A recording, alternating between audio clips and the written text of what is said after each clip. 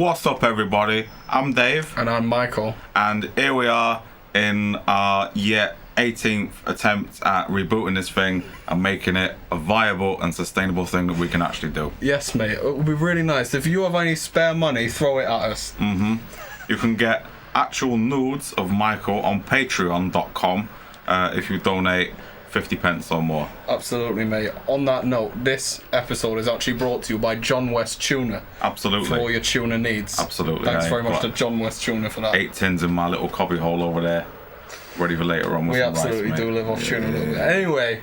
Anyway, what this is a squeaky chair. What we've got here is episode 3 of the Downgrade Arcade podcast. And I know what you're thinking. Some of you. You're thinking, but I can see you. You're right there. I can see the sweat on your brow, Michael. Welcome to 2017, a visual audio experience for your eyes and ears, presented in stereo sound. Double mono sound. 5K definition. 5K minus 3, 4 definition, mate. We're ready to go. Yes, mate.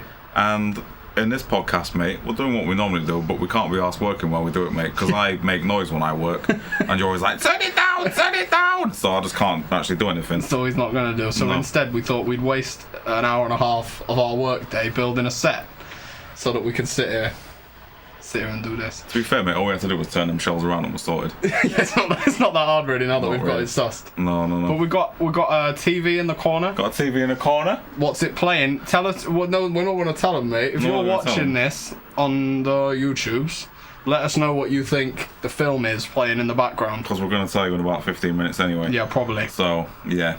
Probably. But yeah, so this is back to a more general sort of podcasting. We're going to be doing some movie ones coming up. We are, absolutely. Focusing on them classics that you've never seen before. Yeah, we've got an interesting angle because we're both nerdy people, we both like movies, but I have never really expanded my repertoire into some of the classic horrors and more actiony style films. I grew up with a single mother and we watched Hugh Grant movies. Fantastic. So Dave is going to treat me to some of the classics. The first episode of Downgrade Arcade at the Movies is going to be on the Alien quadrilogy, the original 4.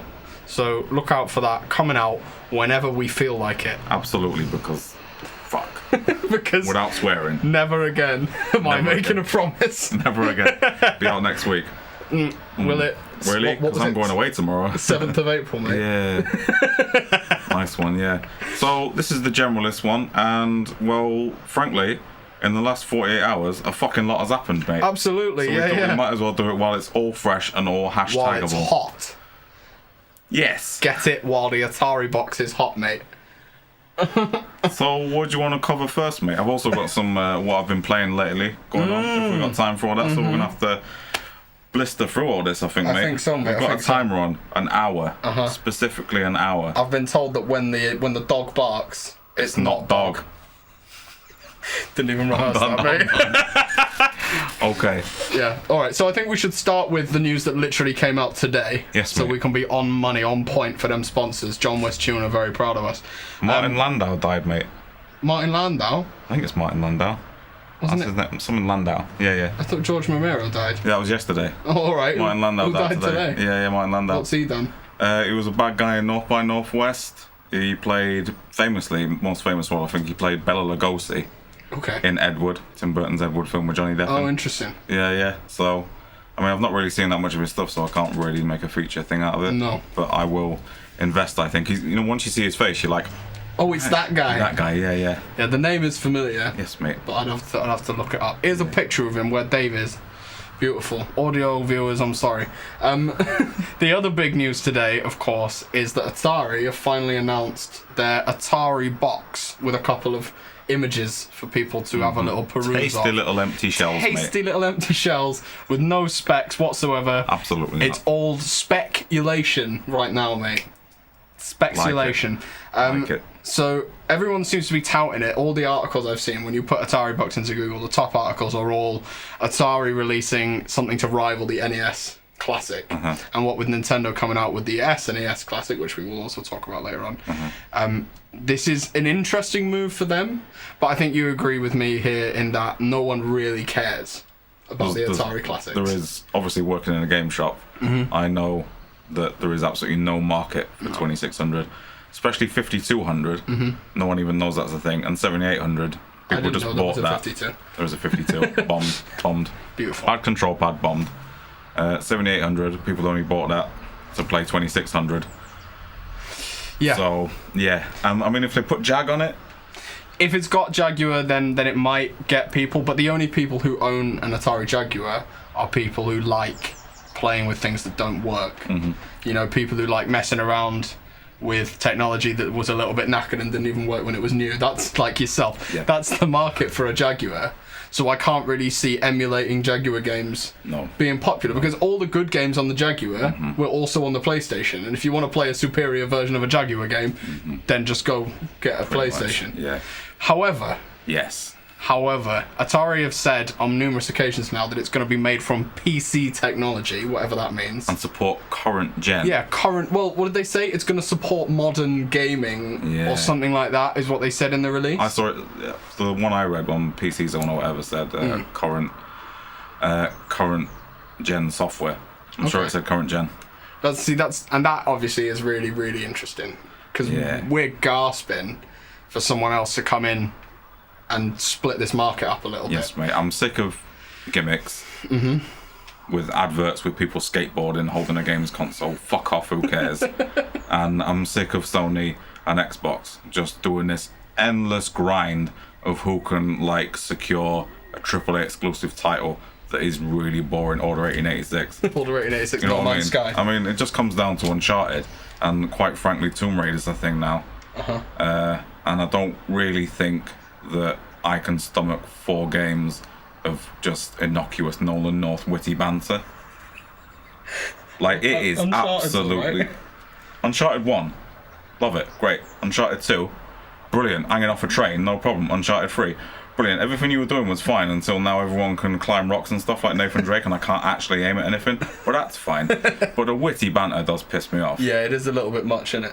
It's a little bit Naughty Dog. It's a little bit too Naughty Dog, yeah, mate. You know what I mean? Yeah. And that does not, for me, decide a console. So... No, I mean, the thing is, we were saying, any technology company could come out with a games console tomorrow. Yeah. Because Sony and Microsoft have no USPs within their product at all. Nothing at all. They've got their operating system. Oh, they've got Halo. Woohoo! Forgot about Halo. Yeah, I mean, there are a few exclusive games, but at the end of the day, the PC has a lot more exclusive games than both of them combined. Yeah. And I was saying, it's a shame that the Steam machine never took off. But if Atari are going to try and get themselves into this space and try and compete, I think they'll do pretty well. If they go down a more open source route. You know, people are big into indie games now. I was just going to say, what I would absolutely do is roll the clock back about 10, 15 years. Because at the minute, you've got top end and you've got indie. What made the PS2 so amazing was that everything was mid-level. Everything was mid-card. But that's where all the interesting stuff was. Yeah. Like, that's where your Onimushas were, that's where your Jack and Daxter were, you know what I mean? Whereas now that would be kind of like indie territory. Yeah. And the graphics would just make it a side-scroller. 100%. I think it all depends on where the money's going. Because if Atari say, we're releasing this, it's a new platform. Say it doesn't just straight up support PC games and you can't bang a Blu-ray in there or whatever. Yeah. If they come out and they say, we're starting a new platform, it's going to be easy for indie developers to develop on, and they'll hand out a bit of money. Absolutely. Yeah. And then they can clean up. They'll absolutely clean up, because it wouldn't be hard for them to get in underneath Sony and Microsoft. Yeah. There's plenty of underappreciated indie games already available on the PC. And indie studios. 100%. There's so many knocking. The ones that haven't been bought out by EA that are still operating in the UK. I'm in touch with a few in Sheffield. All they're doing now is making mobile apps and mobile games, because that's the only platform that they can afford to do. That's all they can afford to do. And if Atari says, yeah, we're going to do some mid-carders, let's do some mid-carders, and then they come out with, like, I don't know. I mean, for example, I would happily play Shenmue 3 if it looked like Shenmue 1 and 2. Yeah. You know what I mean? It's not graphics-based, it's experience-based. Well, this is the thing. So many games, particularly indie games that are coming out now, they don't have to be photorealistic graphics. No. And I think people are bored with that. I know I am. Absolutely. 100%. To death. And this is the thing, talking about gimmicky skateboard videos, knocking the Switch. Yeah. Zelda, the new Zelda, as we've spoken about it before, the art style is incredible. Yeah. But it's not photorealistic. No. But it plays beautifully. And all that means is that you don't have to have these crazy components inside of the machines to make it work. Yeah. And the form factor of this Atari box is quite small as well. It's like probably akin to like maybe a PS3 Super Slim. You remember the one with like the sliding top? Yeah. That's probably the closest to it in size, which isn't very big when you think about how big the PS4 Pro is now. With like it's basically just a PS4 with an extra stack on top of it. So I think there's a lot of avenues, but of course it's all speculation at the minute, all hopes and dreams, and we don't really know. But interestingly, that Atari logo in the Blade Runner trailer suddenly could mean something completely different. Because you said to me, how much do you reckon Atari had to pay to? Or was it how much Blade Runner had to pay? How much did Blade Runner pay Atari? And you said... How much did Atari pay to get it in there? Yeah. You know what I mean? So... And either way, it's a push for Atari, because Atari could take that money, build a console, or they could build a console, try and get a bit more publicity off the back of Blade Runner. So either way, they're obviously making moves. Yeah. And I think there's a certain kind of nonchalance within the gaming community at the minute, and there's a space for them. And if they can get in there, I will personally be very pleased. Absolutely, because you know what that means. Dreamcast 2, baby. Ooh, LaMayo! No, there's one company that's never coming back. It's Sega. Mate. All they need to do is literally rebuy all the licenses back from AT Games and Blaze for those horrible emulation units that literally set on fire when you turn your back on them. Then release their own official mini Mega Drive Classic. Mini Mega Drive. That's all you have to do. I wonder how many of these are going to have to come out before I get pissed off with all this mini nonsense. I know, mate. Yeah, it's going to be like Pop Dolls or Marvel movies, mate. You're going to have a pop doll of Captain America, and when you plug the HDMI port up his arse, it'll play a version of Marvel's Avengers, the AAA title by EA. Amiibos, kind of. Amiibos just add characters into games. I'm thinking of them Disney things. As well. I think of them Disney. Oh yeah, well that's pretty much the same crack. Yeah. Kerry's got a load of those. The Disney Infinities. That's it, Disney Infinities. And it was a game, and it was a full game, and it had everything on it, but in order to play half the game, you needed to buy a little minifigure of Han Solo. EA Disney Infinities. To put on the platform that would then unlock the Star Wars area of the game, even though it was already on a disc. Brilliant, okay. And then what they did, mate, is they released Disney Infinity 2. Yes. Which started you again, and you couldn't use any of your old ones. And you wanted to get the Finn and Rey ones to play Star Wars instead, and your Han Solo one didn't do anything. Moving swiftly on, I think we've got two avenues to go down, and I'm going to start, because we didn't talk about this before. Crash Bandicoot came out last week. Yes. And I've been playing the absolute ever-loving Jesus off it, mate. Off of that. I am a massive, massive fan of Crash Bandicoot 2. Yes. Specifically, yes, is probably my childhood. That's in terms your jam, of games. mate. I think it was one of the first things I ever played. Certainly one of the first things I ever got into, and I feel like the remaster has completely done it justice. A lot of people have been complaining because it's too hard, and it absolutely is way too hard. But if you go back and play the original, that was also way too hard. That was also fucking hard. It's just that we weren't being coddled back in the day. No hand holding. And we actually did it. No tutorials. 100%. No nothing. And they've added the time trial element into 1 and 2 as well. It was in 3 anyway. Yeah. And the kind of round robin that you can do if you get a bunch of mates together, trying to beat the time trial on a level is so good. It's like death turns, pass it on. And it's so quick paced. And even though it's a one-player game, I've got a real sense of multiplayer that I've not had in a game for a very long time. Yes, with people in the same room sort of thing. 100%, all enjoying the same thing together, not forcing us to shake things. Although you remember when we played Combat on the Atari, mate, on my birthday, and then we played Invisible Combat and shit got really fucking nasty. I think I beat you and Reefy. Me, you and Reefy and Janderson. Janderson just swearing and effing and blind. I thought he was going to put his foot through my TV. Reefy giving it the big bollocks, and I beat him 18-2. On Invisible Combat, mate. I went into Rain Man mode and I was just like... Well, that's the thing. Like, Crash Bandicoot and other platformers of its ilk, they're so simple. You know, it's like a jumping mechanic and an attack.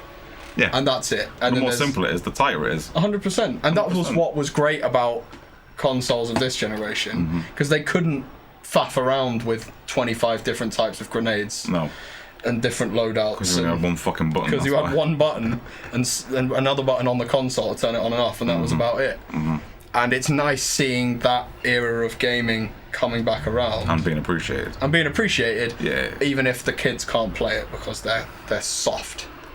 Soft shites. Okay, mate. You want to drop that other big bit of news you got, mate? Which one's that, mate? That one about that woman. The woman? What? Come on, mate. She's not a Time Lord. She's a Time Lady. Oh yeah, mate. Yeah. So the other big bit of news. The other big bit of news that came out, was it yesterday? It was yesterday. It was yesterday. Sunday. After the Wimbledon, yeah. Sunday after the Wimbledon. I watched that final as well. That was really disappointing. Did you watch it? No. No, Federer just smashed him in 3 sets. I think he was injured. Easy peasy. It was like taking candy from a baby. Well, I've always said Conor McGregor is not a tennis player, mate. Marin Cilic, mate. Absolutely. So that finished, and then there was half an hour of waffle about how Federer's amazing, and then they played the 1 minute reveal trailer for the 13th Doctor, Jodie Whittaker. Yes, mate. Now that might hang on a sec. Calm down, because that's a girl's name. That's fine. I like women. I and most people I know should like women. Yes, mate. I don't know anyone that doesn't actually like women. Women as a species are all right in general. Yeah. More often than not. Yeah. They're better than us. And if you have a problem with a female doctor, that's probably why you've not got a girlfriend. What? That's probably why you start watching us. Yeah. So. Yeah, I mean, it's gonna be. We were talking about this before because we had an anonymous tip off that it was going to be Jenna Coleman. From the tip-off from the BBC, to be fair. From the BBC. From our man inside. From our man on the inside that it was going to be Jenna Coleman. To be fair, he was walking into a bookies, pissed off his head after being on the town with his dad all day. Yeah. And it took us walking in with a coffee, barely opening the 20 door. minutes of shouting at the back of his head for him to notice us. Hello. And and we just kind of followed him around trying to find a bookies that would let us put a bet on it. Yeah, none of them would have it, and rightly so, obviously, because it wasn't her in the slightest. It wasn't her in the slightest. But that then got us onto the discussion of whether there was going to be a female doctor. Obviously. And I'm a bit cynical about the concept because I don't think it's come from a good place with the show. I think the show is flopping big time. So bad. I know I haven't watched it for the last 3 years. No one else our age really has watched it for a very long time. I think it's still popular with kids. But basically, they're just trying something new to try and get people back out of desperation to try and get people back on site. And to be honest, it'll probably work. Yeah. I think I will absolutely give it a watch. I'll give the first 3 episodes. There's a new head writer as well. Yeah. It's the creator of Broadchurch.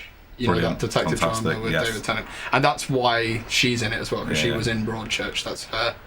So Broadchurch is like a detective thing, which involves, because I like detective things like Jonathan Creek. I like a little bit of Jonathan Creek now and again, especially a Christmas special, as long as it's not the rerun with Paul McGann. That one's a really shit one. Anyway, but detective things, something happens. Someone gets involved. Here's a detective. All these little bits need to come together for the rest of the story to an actual proper resolution. Because Russell T Davies with David Tennant, he was like, the Cybermen are back. Okay, Russell. And they were in a vortex that protected them from the last time they got wiped out. Right, that was 2 episodes ago. Yeah. And Donna's gonna die, but not actually die. Okay, Russell. And her dad's gonna cry. Okay, Russell. And like in the Pokemon movie, he's gonna cry so hard she's gonna come back to life when the doctor's gonna sacrifice himself and learn a little bit about humanity. What about the next season? Bam! Reset button. Russell T Davies. Forget it. Fuck you. Yeah. And then there's Stephen Moffat, mate. Yeah, Stephen Moffat started strong, mate. Started strong with his one-off episodes, his little creature features. Oh yeah, because he did Blink, Don't Blink. Yeah. Blinky Don't All Blink, that good stuff. And then he was just like, oh, what's that behind me? What's that behind me? And then he leaned over so far that he found the concept for Sherlock, carried on, and then just drove it up his own arse. you could really tell that he stopped giving a shit about Doctor Who. As soon as Sherlock took off, it was like, I've got Bilbo now. Because I would imagine writers' rooms, right? They sit down. There's like 15, 20 of them. They sit down. They're coming up with ideas. They're going back and forth, beautiful. And then they come back the next day and they get rid of all the shit ideas. Basically, what I think happened is he had 1 day for Doctor Who and 6 days for Sherlock. Yes, mate. So we do his Doctor Who ones and go, that'll do, and leave. And after a couple of seasons, it was just so. But so I'm excited for a fresh face. Yeah, definitely. In both really fit as well. So. Yeah, that does help. Yeah, that does help. Something for everyone, I think. Yeah. And if she's played the detective well, then she's going to be able to do the witty banter, and she's going to be able to like say big long words that I also like people to do. So that's going to be good, mate. I'm excited to see where it goes. Yes, mate. Like I say, I think they've probably done it out of desperation, but there's nothing wrong with that, and there's no argument to not do it as well, because they already did it with the Master, where he was a bloke and then they transfigured him into a woman. So there's nothing, and no one had a problem with that. So there's absolutely nothing in the Doctor Who rules that says they can't make her a woman. No. So everyone just needs to calm down. You haven't been watching it for 5 years anyway. Maybe stop pretending to have an opinion. Moving on, mate. Bam, reset button. SNES Mini. SNES Mini, got my pre-order down finally. Jesus fucking Christ. Beautiful. Did you even have a SNES, mate? What? Did you have a SNES? No, but I'm aware, like with the NES Mini that I've got, and I've been playing recently. Oh, really? All the games I actually want are like 50 to 100 quid. Yeah. So like, I do fancy dipping into Castlevania, and then it's just like, no, maybe not. No, but we all know how much I spend on Castlevania these days. Yeah. But you know, it's I finally managed the game where like, we got 15 left. Oh, have you? You're not just been hiding them so you can keep maintaining the hype for your your dying industry. Administration calling. Oh, hello. Game Station coming for you. Coming for you, the ghost of Game Station. The ghost of Game Station. Clawing out the fucking cracks of hell at their ankles. Granger Games with a shotgun at the door. Back off. Game just hanging on to this little rope that says pre-orders. Just like, fuck. Please. Copies of Crash Bandicoot flying in the face. I know it's well easier to just do it on Amazon, but could you not? And I put down a pre-order of £50. Which apparently is a few too many pounds, which is apparently to stop people buying 4 or 5 like they did with the NES Classic and then resell them for 800 quid online. But I think it's actually just to try and keep game afloat. Just literally a cheeky cash injection. Yeah. We've got 10,000 units of these, 50 quid a pop. That's 500 grand straight in the bank account. We can keep going for another 3 days. Yeah, so I got my pre-order down because I like the NES Mini. It's nice. The fact that it upscales to, I think it's 1080 it'll do. Probably. And that, you know, if you want to, you can load more on there. But I'm one of those people that, like, if you put 6,000 games on something, I'm just going to look at it like Netflix for 10 minutes while I'm eating my dinner, put it down and then put a disc in something. So, you know what I mean? I'm the worst for that as well. Yeah. I found myself, now I've finally got, I've moved house, well done me, and I've got all my consoles attached at once. I bought myself a big bastard of a SCART switcher. Big bastard switcher. And I've got all of my consoles plugged in. So now I actually have the option at the drop of a hat to play any of the things I've bought. Yes, mate. Which of course means I don't play any of them. What I do is I play XCOM. Because that's much easier than thinking about playing anything else. Yeah, so even though I have a SCART switcher over there, I'll only do one thing usually at a time. So it's either Laserdisc and PS1, or it's PS2 and video player. I can't be switching. Because if you've got the PS1 plugged in, then it narrows your choices down. Yes, which I like. Yeah. I currently have 2 things plugged in that can play PS1 games as well, which doesn't help because when I finally pick a PS1 game up, I then have to decide which thing to plug it into. Jesus. I have a PS1 upstairs as well. I've got a slim PS2 and a PS3 plugged in, and I've got a PS1 upstairs that's not plugged in. But yeah. I've literally got 23 games consoles in here, mate, and how is your life harder than mine? I don't know. Maybe because mine are in storage and just on top of shelves. Because yours are in boxes on tables. That's it. That's it. Bam, reset button. What else has happened, mate? Well, we never really finished talking about the SNES, did we? I mean, there's not really much to say. It's a SNES, it's mini, it's got Castlevania 4 on it, it's got Mario Kart on it. And Star Fox 2 is the big hitter. Star Fox 2, Star Fox 2. I have nothing to say about Star Fox. No. I know you can complete the N64 version in like 18 minutes. Really? Yeah, without doing a barrel roll. If you get back here, I've seen a mate do it and he was just shouting all the lines at the TV. He'd clearly done it a few times. Just Michael once or Patrick, big twice. shout out. Michael Bennett, sorry, these days he's changed his name. Interesting. He married and she made him take the name. There we go. Where does he keep his testicles now? Didn't really happen, mate. Yeah, I mean, I like my big SNES, and I like my big NES as well, so it's not really for me. I own most of the games I would want to play, but absolutely, particularly with the SNES, if it's one of those things where if you played it when you were younger, then it's a cool little thing. Which I didn't, so it's like a casual dip for me. And obviously, working in a game shop again, I refuse to collect Nintendo stuff that comes in cardboard boxes because it's so expensive. Yeah, to get a nice one. My copy of Metal Gear, infamous. That one you bought 8 times. Yeah. Calm down. It doesn't have a top flap or a bottom flap. Beautiful. But I've got it in one of those nice plastic sleeves. Oh, the little shark cases. Yeah. So when you're just looking at it on the shelf, it looks beautiful. Yeah. Because you can't tell how completely fucked the box is. Yeah. And I just keep the cartridge outside the box so that I don't have to touch it ever until I die. Absolutely. You better fucking play it though, mate, because someone's getting you Snake's Revenge for your birthday. Well, I don't know that for sure, mate. Well, you don't know that, do you, mate? No, I don't know. I can tell you one thing, you're definitely not getting a Switch though, mate, No. from your mum. Oh, no, I don't need one though, to be fair. No, you don't. No, that's what she told me anyway. I'm reset button, moving on, mate. Russell T Davis. Undertaker retiring, mate. Undertaker retiring. CD Fish fingers quality and audio. custard, mate. What? Emotion engine. Emotion engine. Yeah. Amy Pond. Still got a little place in my heart for Amy Pond, mate. Oh, it's your turn to pick a topic, mate. Amy Pond, mate. Amy Pond, yeah. Amy Pond, mate. Yeah. So, in terms of picking a topic, I guess we should address the glaringly large amounts of George Romero paraphernalia on this desk. Yes. George Romero, obviously legendary director, who revolutionised horror cinema in many ways. And ruined filmmaking courses forever because of all these weebs who like zombies now. Yes, mate. Not his fault. That's not his fault, mate. You can blame 28 Days Later for that. And Shaun of the Dead. Yeah, but all did them because who would have done it if George Romero hadn't been making films, mate. Would have done did well. You can blame Resident Evil for the revival, mate.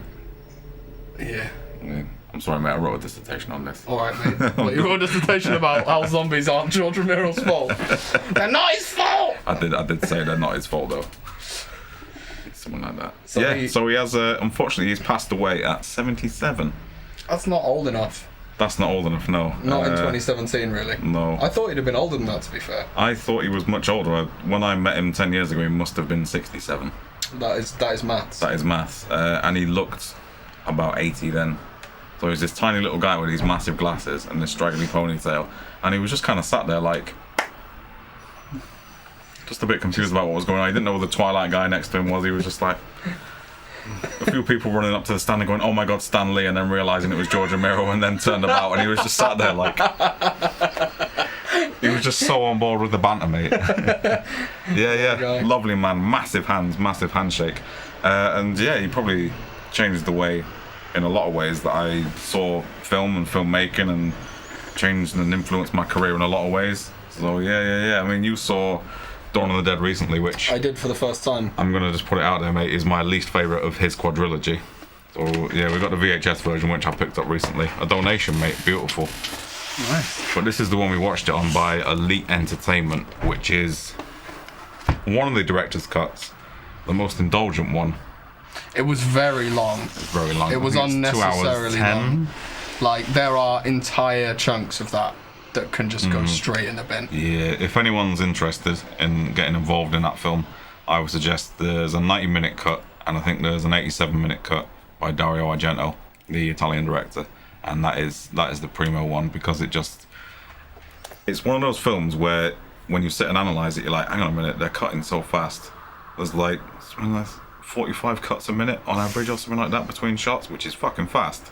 And you notice it in that one. But in this one, it just kind of makes you it fucking fatigues you, you know what I mean? Yeah, I think definitely go for that one. So unfortunately, this is Creepshow 2 that he wrote. Didn't direct it, but he directed, and he directed Creepshow 1 with Stephen King, and that's like 3 short films that are kind of creepy and spooky, great for Halloween. I think fucking Leslie Nielsen's in one of them as a serious role or something. I think it's a guy that looks like Leslie Nielsen, who is a known comedian, but like not Steve Martin, because Steve Martin's just not funny. It's not funny. Fuck off with the Pink Panther. Not funny. With Beyonce. Bam, reset button. Nobody likes that version of the Pink Panther. No, mate. absolutely not. Also directed The Dark Half. I think that's. I can't remember what I get that confused with Near Dark, obviously. Easy to confuse those two. Directed Martin, which I believe is a vampire film, but it's kind of like a metaphor for a guy who's coming out the closet with his homosexuality. So that was an interesting film to study. Emails, brilliant. Yeah, nice one. HP, go do some work, mate. Hewlett Packard. The artist formerly known as Hewlett Packard would like your attention, mate. Yes, mate. Official reveal of Hewlett Packard Enterprises' new name. Hideo Packard. Hideo Packard. Glasses. Did you rank it? No, mate, don't. You can't say that, mate. Can't say that. We're talking about a dead guy. And as you can see in the background, we've got Night of the Living Dead, which we can play as much as we fucking want because it's public domain, because he actually famously forgot to put a copyright notice on it.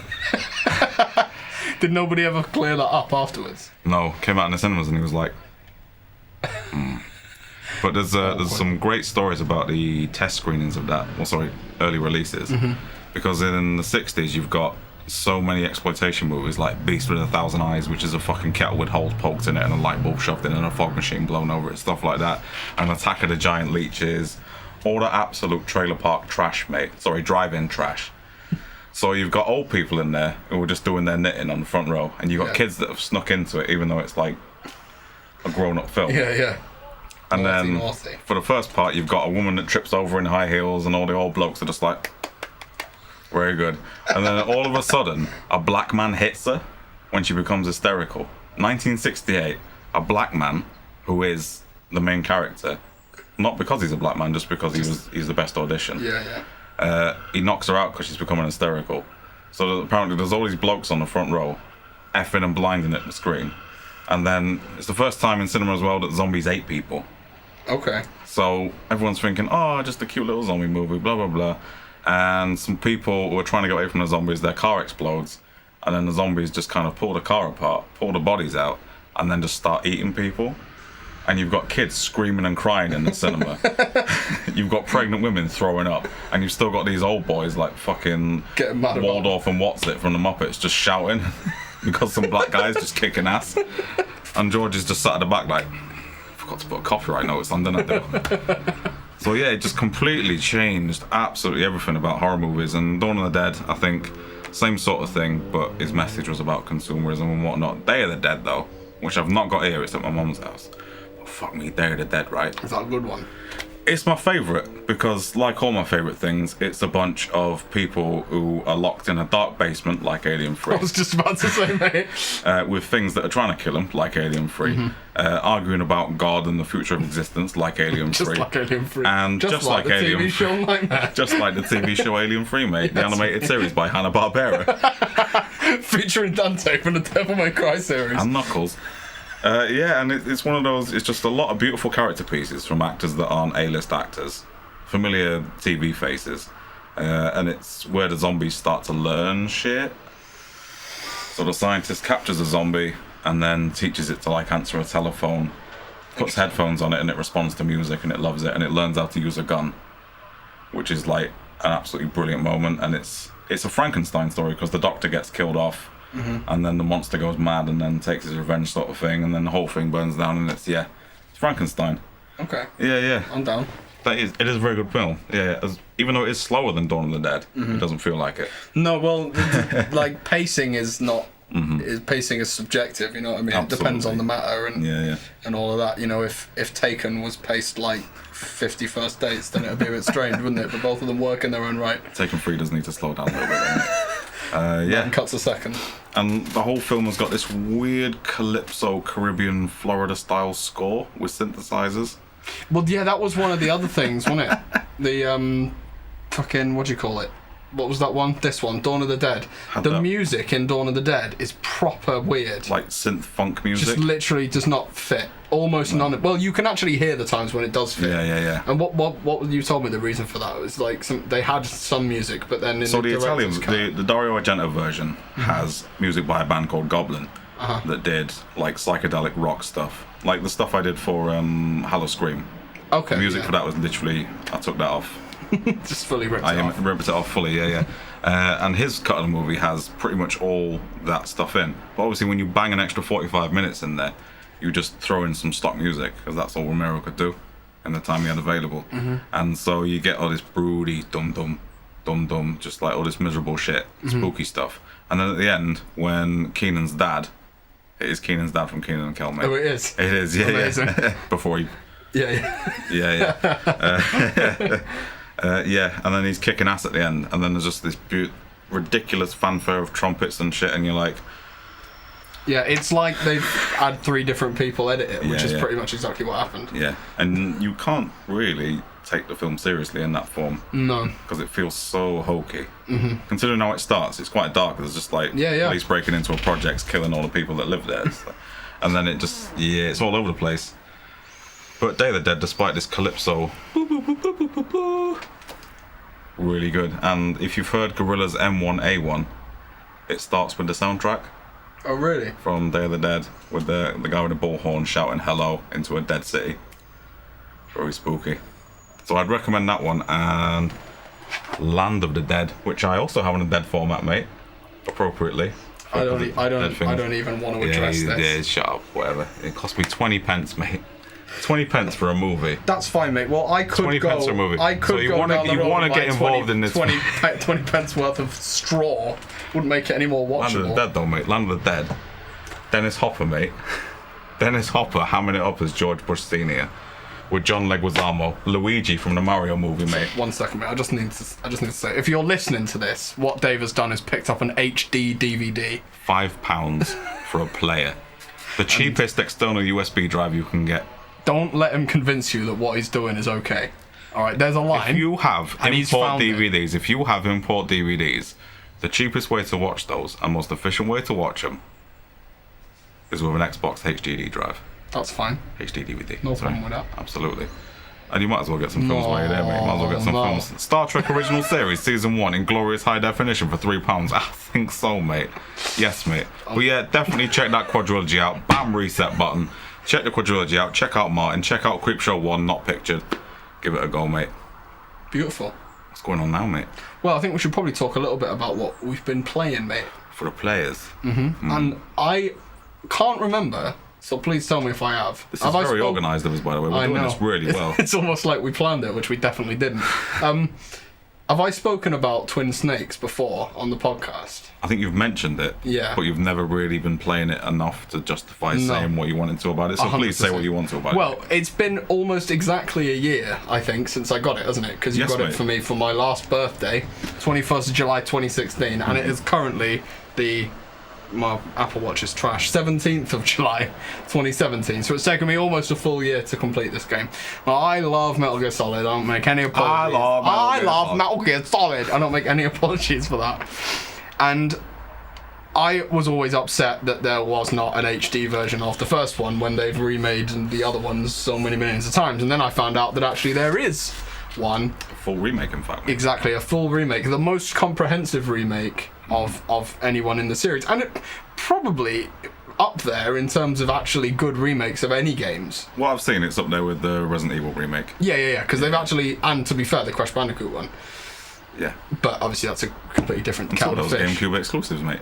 Yeah. The Resident Evil and absolutely, Nintendo. Sega does what Nintendo. Apparently, and what Nintendo is make good remakes. Nintendo can apparently make, so yeah. Well, what they did is they took the Metal Gear Solid game and they 2000'd the balls off it. And the redone cutscenes are amazing. Emotion engine. Yeah, they're tugging my heartstrings, mate, with that emotion engine. Like, it's the setups of these cutscenes are exactly the same. So like, if we've got this 3D game space, everyone's in the same places, they're saying the same things, but they've got a fucking director out of Bad Boys 2. Gone in 60 seconds. Gone in 60 seconds. And they've just got him running around them with a camera and doing crazy swish pans and big zooms. And it works. Yeah, it really does, because the dialogue in that game is so ludicrous. 99% of Snake's lines are just repeating the last word that the person before him said. It's like, I can't believe they're going to launch nukes. Nukes. We need to find Arsalan. Arsalan. Like, it's genuinely ludicrous. Controlled by a shadow government run by Flaccid Trash Bag. Flaccid Trash Bag. Precisely. Colonel, Flaccid Trash Bag. Flaccid Trash Bag? Yes, mate. That's your Metal Gear bad guy name generator. Decoy Octopus and Flaccid Trash Bag. Broken Mirror. Bent Tent Peg. Low Def Monitor. Yeah. Yes, mate. Wobbly Boom Pole. Sorry, mate, go on. Because the dialogue's so ludicrous, when you play the original PS1 version, they're trying to play it off as serious. And even though I suppose technically for the 2000s, they were still trying to do that, but modernize it, oddly the kind of insanity of both aspects level out to become what is quite a cohesive and comprehensive version of this game that's actually thoroughly enjoyable. Yeah. And I really, really enjoyed it. I finally got to see the alternative ending. The ending if you puss out on the electric board, mate. Yeah. Which, even though I was doing it specifically to get that ending, at the end when Snake turns to Meryl and he's like, I let you down, I gave in, and I was like, I did give in, I'm sorry. I did do that. I didn't mean it. I just wanted the stealth camo because the unlimited ammo bandana is trash because there's ammo everywhere. Absolutely. Did you stick around for the post-credit sequence? Yeah. With Hideo Kojima frying an egg. Yeah. Crash zoom on his face. Glasses come off. It's not Hideo.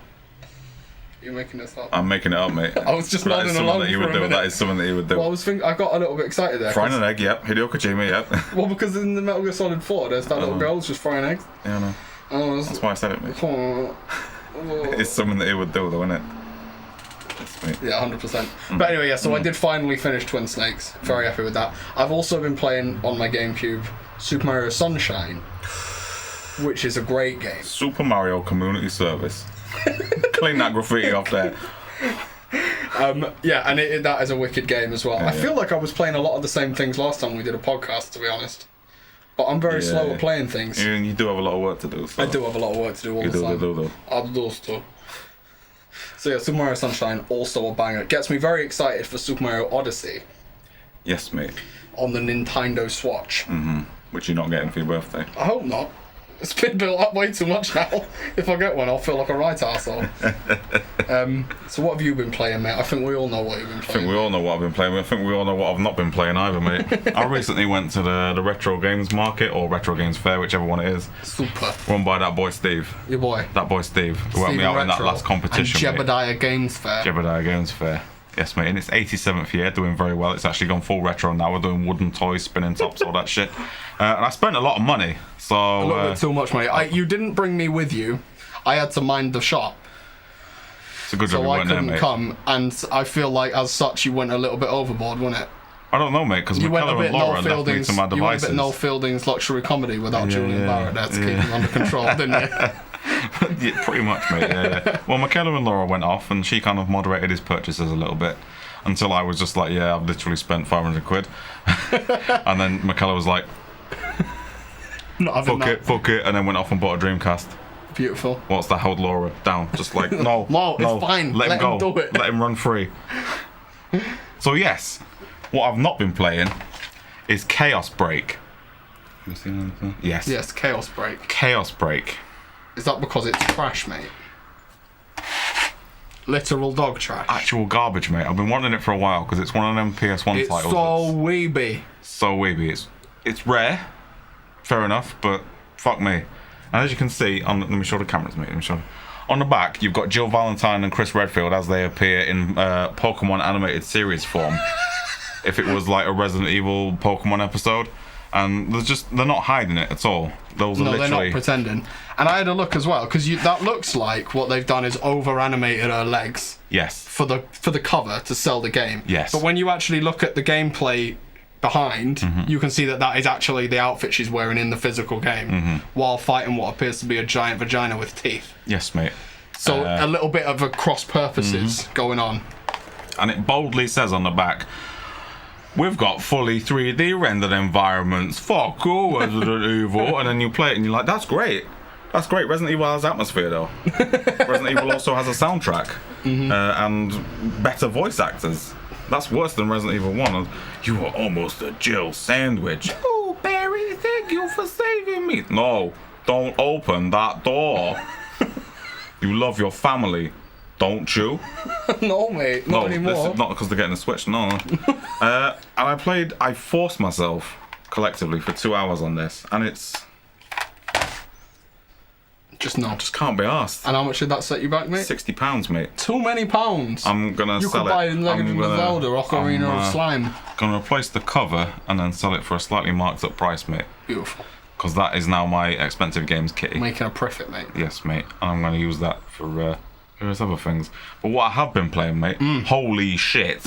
I just killed while you were arranging this set because I couldn't stop without beating this boss. It's a giant blob of corpses in beautiful 2D sprites. And as you're fighting them, the corpses drop off and attack you like fucking hordes of zombies and shit. It's amazing. And this little goblin thing that looks after me, he's got a trident and he's just like, no, fuck off. So I've got a little fairy that follows me around. It is Castlevania Symphony of the Night. Symphony of the Night. Absolutely beautiful. Far too expensive for us to include in this video. Too expensive. This is probably the already the most expensive pickups video on YouTube ever with that game alone. So yeah, but it is good. Yeah. You have been playing the genuine pants off of it. Yeah, and you keep telling me as well that I should play it. You should. But I don't want the responsibility. I don't even want to pick it up. No, you can pick it up if you want, mate. No, the discs aren't in there presently. So. Oh, that's alright then. Yeah. What's worth more though, the box or the discs, mate? I mean, probably half and half. Probably easier to make discs than make the box. Yeah. So yeah, the start of the game is Castlevania Dracula X Rondo of Blood, which is Richter Belmont versus Dracula, who then turns into a giant monster Dracula. Of course. And it's the most tedious thing ever because it's like early 90s mechanics. Oh, Jesus fucking Christ, Jesus Christ, the game's not like this. And then bam, reset button. Don't blink, mate. It's only Russell T Davis. Fish fingers and custard. And all of a sudden you're playing Alucard, mate. What's Alucard backwards? Dracula, mate. Dracula, mate. Yes, mate, which I think if you want to do your history lesson, 1937, son of Dracula, Count Alucard, mate. Interesting. That's very self-serving of Dracula to call his son by his name backwards, isn't it? I think he is Dracula in that film, but he's like, ooh, I'm going to blend him with normal people and just puts his name backwards.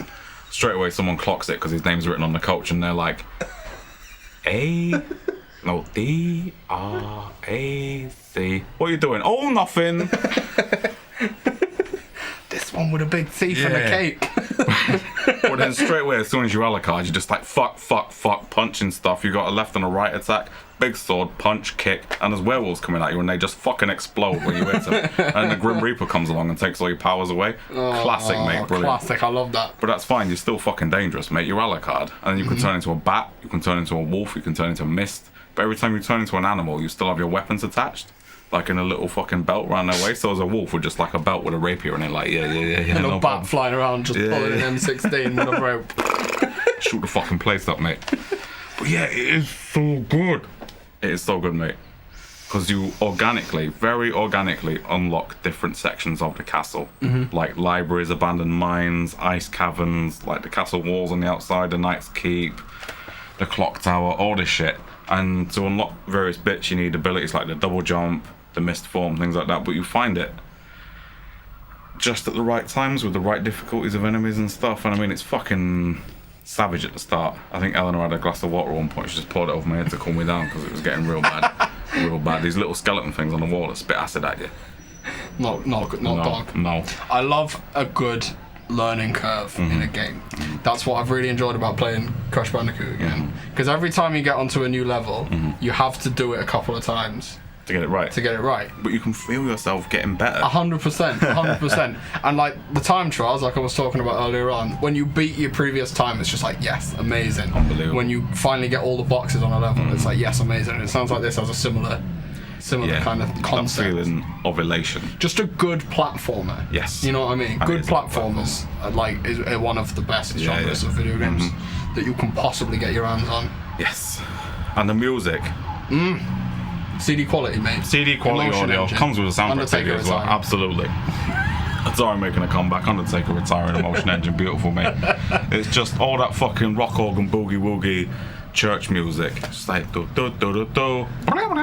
You know what I mean? You'll be fighting these giant It is monster dragons, and there'll be jazz music in the background. It is funny because you expect hearing about it all that it's going to be like drones, Yeah, but yeah. I'm sat over here working, and in the background I can just hear like fucking it's like these two worlds collide in a big explosion of sounds and eyes. It is so glorious, mate. And of course, it's a Konami game, so you got to have trademark Japanese jazz that no one asked for. So you know Konami used to own Pro Evolution Soccer. Yes. So every time you 100%. boot up the Pro Evolution Soccer menu, it'd be like. I don't know. It's not Konami, but you get the same thing in like Gran Turismo. All the music in Yes. Gran Turismo, it's really smooth, totally off. Namco and Konami, no innit? tempo. Yeah. Yeah. All of that. It's all that coffee drinking Japanese jazz that they absolutely love, and it's perfectly okay in there. It just feels right, and it's got that CD quality audio that is intrinsic to the PlayStation. All those cheap ass fucking synths that just sound so nice through my big sound system. Ooh, surround sound, mate. Surround sound, mate. Dolby Pro Logic too.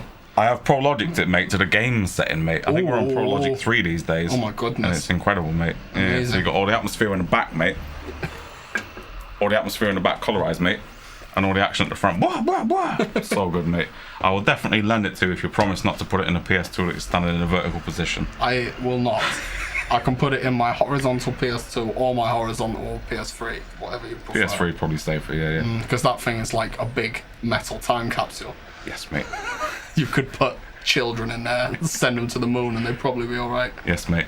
Absolutely. It's a time machine, mate. And as we know from time machines, bam, reset button. Speaking of reset buttons, Fish mate, fingers and custard. when I was moving house and I was finding all the little things that had been abandoned, I found a cupboard in which mine and both of our dead PS3s were. Oh, You know, shit, I because forgot we about both that. had big fat PS3s Yes, that mate. both died within like a week mate. of each other, and then neither of us could bring ourselves to throw them away, so Yes, we just mate. put them in a cupboard and forgot about them for 2 years. Where are they now, mate? And a tip, mate. Was never ever going to do anything with that. Combat never forgotten. No, 100%. Never forget. 100%. But now I've got my, I've had it for like 2 years now, but I've got the big fat original release PS3 that plays the PS2 games, and that is a beautiful bit of machinery. Lovely bit of and machinery. And the only console of the last 15 years is actually going up in value at the minute, because people actually want it. So that's exciting. That is exciting, mate. Yeah. And Atari's making a comeback as well. Atari is making a comeback. We Yeah, did yeah, cover yeah. that already. We did though, cover didn't that, we? mate. Yeah. If we run out of stuff to say, mate. We've run out of stuff to say, mate. How long's the time we got left, mate? We've got 4 minutes. 4 mate. minutes. Okay, well, how about we just finish it there rather than labouring this out any further than it needs I to think be? we should, mate. Yeah. I think we'll 100%. leave it right there. Definitely check out not Dawn of the Dead. Check out Day of the Day Dead. of the Dead, Land of the Dead. Check out Castlevania Symphony of the Night. I don't give a fuck whether you've got enough money or not. Obviously, you won't believe this. That game is so totally worth your time. Or come and talk to me about getting you a bootleg. Oh, hang on. One thing we did promise the viewers of the podcast last time is that I'd give them an update on how I was getting on with my wife in Harvest Moon. And I'll tell you exactly what happened, mate. After won't believe recording that this. podcast, I literally never played it again. You won't believe this. What I have been doing, though, is playing Stardew Valley a little bit, which is basically the same thing. Basically the so, same thing. during the next podcast, I'll give you an update on how me and my Stardew Valley potential wife are getting on. So look forward to that. Yes, mate. And of course, catch us next time on whatever we decide to put out next. Yeah, We're going with the short form content this time. maybe. Maybe. Actually, no. Let's just not promise anything. No, let's not promise anything. We will be, maybe, putting out something at some point. Maybe in a regular fashion. Or you could just wind back to the start of this video. Wind back, mate, to the start of this video. And that is what we promised you. Yeah, we did already say what we were going to do, didn't we? Yeah, we did. Also, coming up soon might be the video from not the most recent Leeds Games Fair. Not the one before that. Oh, that one, yeah. Or the one before that. But I Yeah. think the one before that, when me, Dave, and McKellar went and did a buy-in challenge, which Second would in the have challenge series, mate. which would have been part of the now scrapped season 2 episode 2. Because the TV thing fell through. Yeah, and making things half an hour long is a pain in the arse unless it's this. So that may also be coming out. Absolutely. So just Subscribe if you'd like to. Subscribe. Follow us on the iTunes. On the iTunes. And the SoundClouds. Absolutely. If for more SoundCloud podcasts. survives the administration period, mate, SoundCloud might be dead by the time this comes It out. might be. Yeah, so make sure you follow us for all the stuff that we may or may not have coming up soon. Yes. And SoundCloud, if you're watching, hire Russell T Davis because bam, reset button.